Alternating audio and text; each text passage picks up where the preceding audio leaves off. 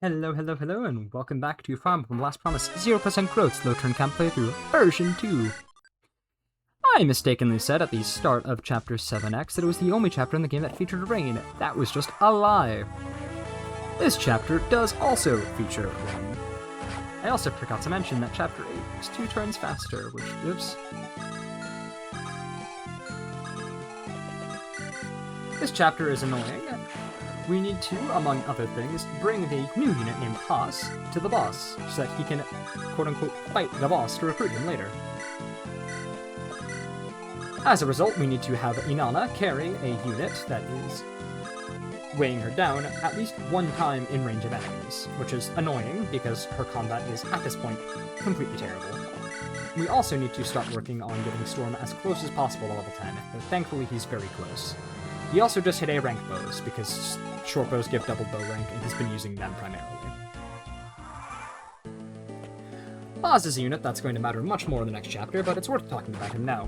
The things you really need to know about him is that he's ridiculously bulky, he has 20 pluck, he's a nomad trooper, so he has 8 move, thankfully. He has C rank swords, which is enough to use the killing edge, or B rank swords rather, which is enough to use the killing edge that he joins with, which is really nice. He has A rank bows. He's going to do as much work as possible in the next 2 chapters, so we can climb up both close to S-rank bows, and just to get one of the best combat units up there. He has 17 strength as well, so he's just really, really good, and he's going to become a very, very strong filler unit when he rejoins in Anakin mode in Chapter 21. When I say very strong filler unit, I mean one of the primary combat units for a small portion of the game. Having bows is a really good trait, as it turns out, because you're able to dodge enemy counters in the game when enemies have really scary stats.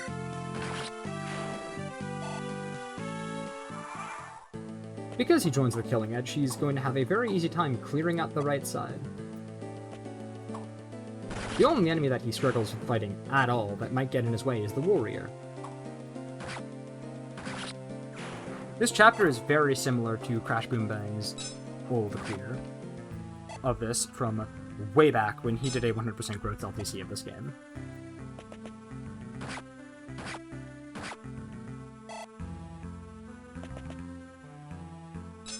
The warrior is the only enemy that he 100% needs a crit to kill, and it's not that difficult to get there, considering he is, again, using a killing edge.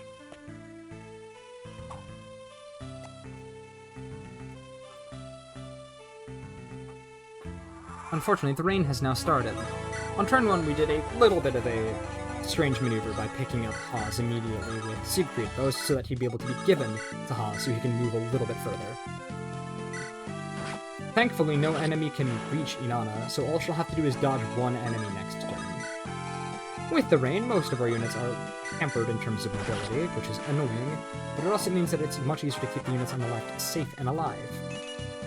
Especially now that Storm no longer needs to see any combat at level 10. I'll still end up seeing some combat, but he doesn't need to.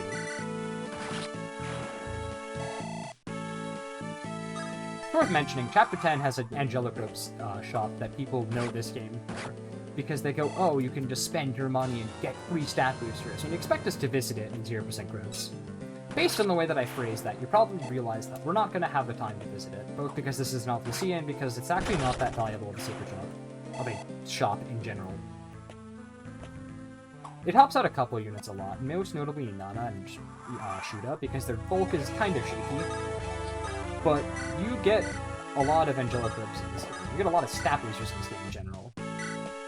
So, it's not as important as you think. It also helps Sia, and a super robe-boosted Sia does feel like the best unit in the game. She really is.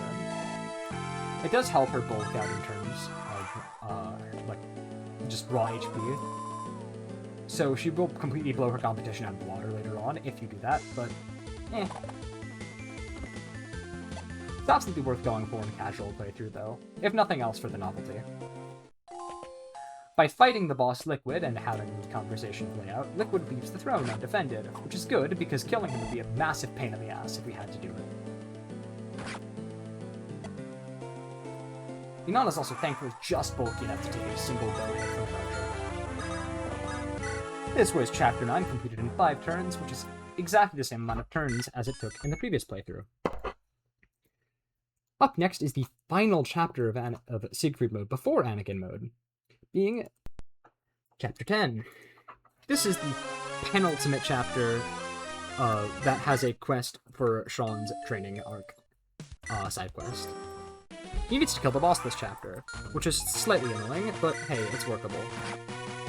We have enough slots to deploy everyone, so we ended up doing so. Not everyone ends up doing something cool, but we're able to use everyone to some degree to secure the starting zone, so the later turns are much simpler.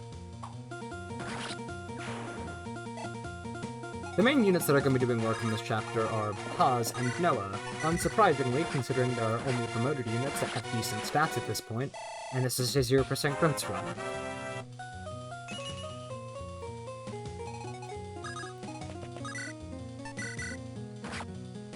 Shuda, if he was able to, if he still needed experience, and Storm would be able to get a lot of experience in this chapter if need be. There's a promoted warrior as well that I used to have a plan to feed to one of them, but as it turns out, considering both of them managed to hit 10 and then some, neither of them needed to, especially considering Storm doesn't even need it for the bow rank. He is A-rank bows and therefore can't get any more experience until he promotes. He, of course, is still going to fight, especially considering, you know, he has good stats, but, you know, it's worth mentioning that he doesn't need to fight anymore.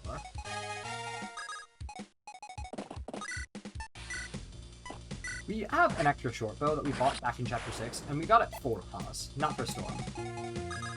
But it's the reason we were able to so casually toss away the 3-use short bow, which is something we would never dream of doing in Anakin mode, especially considering one of our main carries is a bow-using unit.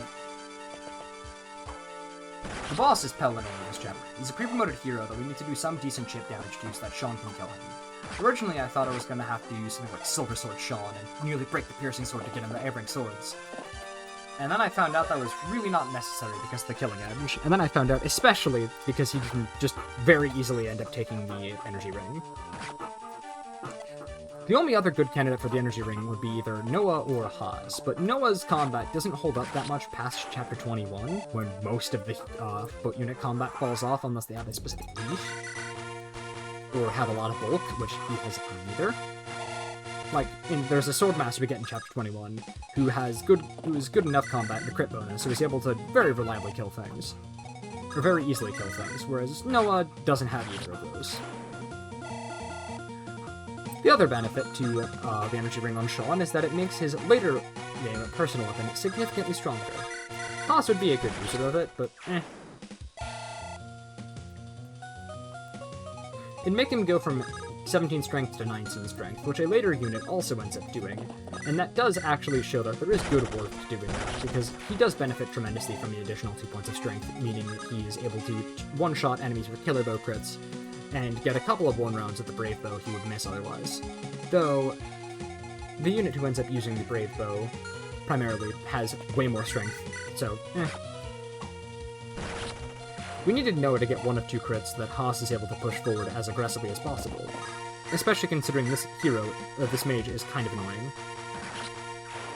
This chapter is a very easy fly skip, especially if you're not caring about getting Sean the side quest, but we do care about it, so we do have to worry about it somewhat. Thankfully, we have a lot of units that are super mobile that are actually able to get up near the boss and contribute. Notably, Haas. Haas is able to just walk his way over to the boss because he's a nomad trooper. If you're wondering what that means, it means that he actually faces very reduced terrain penalties as compared to regular cavaliers. He takes 1 less terrain cost to move through a forest compared to the cavaliers, and he also can river walk, which doesn't end up mattering, but it is something he could do in theory. He also, unlike the other cavaliers, has competent 1-2 range at this point, and really high stats.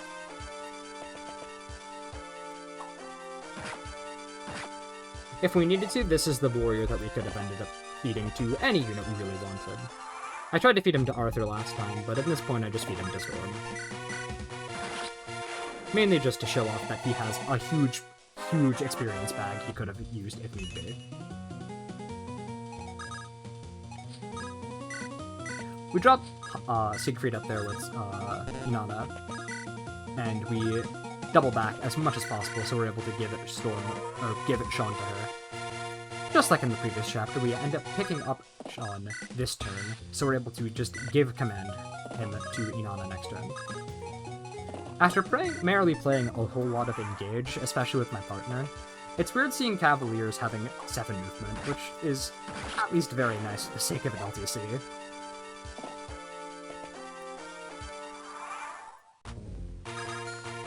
The main reason we push Noah to the front is so he's able to kill this Troubadour. A Troubadour is very, very annoying, and we have just enough use of the hand axe to do it.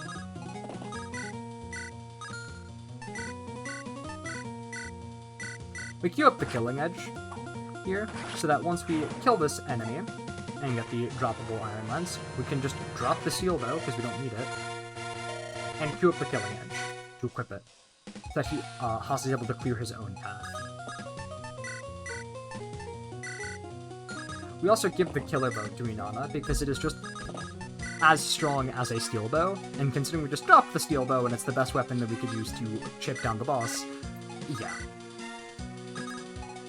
Was it the smartest play in the world? No. It could have been the other way around, where we used the Killer Bow instead of the Steel Bow, but whatever, what's done is done.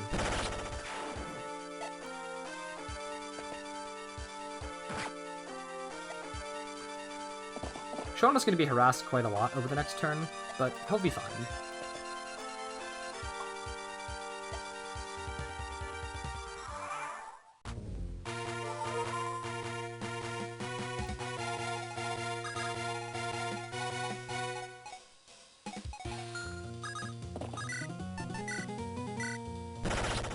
In theory, we would be able to seize this turn if we had an additional unit able to kill that mage, which we might be able to do if we had an additional hand axe and Noah was able to reach that mage.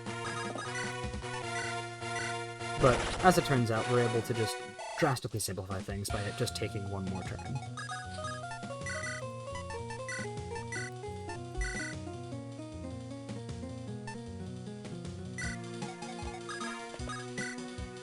Or we could have Storm be able to do it by having like a short bow crit on the mage if that would have killed, but as I said, no skin off my back.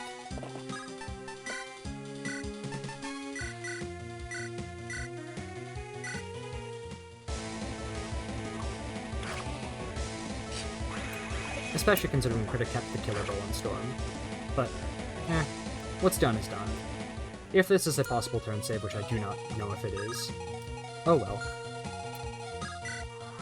If I missed a single save to turn in this playthrough, that would be relatively easy to add in retroactively. Oh well. What's done is done. I'm not going to go back and re-record that playthrough for this. Just know that it is, in theory, possible.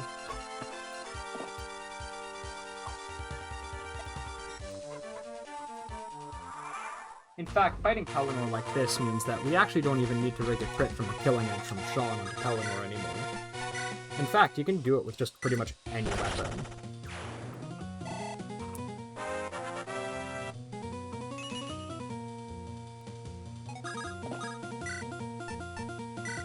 For the sake of consistency, though.